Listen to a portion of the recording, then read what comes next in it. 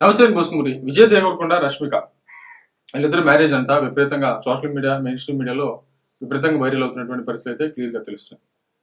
ఇలా ఎందుకు జరుగుతోంది? టీఆర్పీ రేటింగ్, వ్యూస్ విపరీతంగా వస్తాయని చెప్పేసి విపరీతంగా పబ్లిష్ చేస్తున్నటువంటి పరిస్థితి అయితే మనకు తెలుస్తున్నాయి. ఇక్కడ మనం అర్థం చేసుకోవాల్సినటువంటి విషయం ఏంటంటే అంటే వాళ్ళకి ఒక వ్యక్తిగత జీవితాలు ఉంటాయి. ప్లస్ ఇంకోటి ఏంటంటే వాళ్ళ వెంట పట్టడం అనేది ఎంతవరకు కరెక్ట్ అనేది మాత్రం ఖచ్చితంగా ఆత్మపరిశీలన చేసుకోండి. బట్ సెలబ్రిటీలు అంటే ఇంట్రెస్ట్ ఉంటుంది, పెళ్ళంటే లేకపోతే వాళ్ళతో చేసుకుంటున్నారా అనేటువంటిది ఒక ఆసక్తి ఉంటుంది. కానీ మీడియా ఇంత దారుణంగా వెంటపడటం అనేది నిజంగా చాలా దారుణమైనటువంటి విషయం.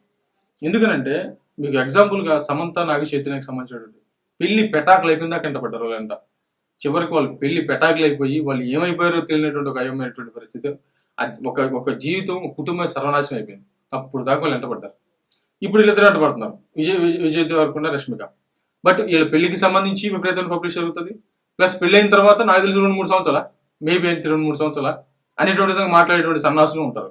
ఇప్పటికీ ఉన్నారు, మాట్లాడుతున్నారు సోషల్ మీడియాలో. బట్ ఉండొచ్చు కానీ మరి ఇంత దారుణమైనటువంటి దానికి కరెక్ట్ కాదేమోనని నా అభిప్రాయం. మరేమొచ్చు.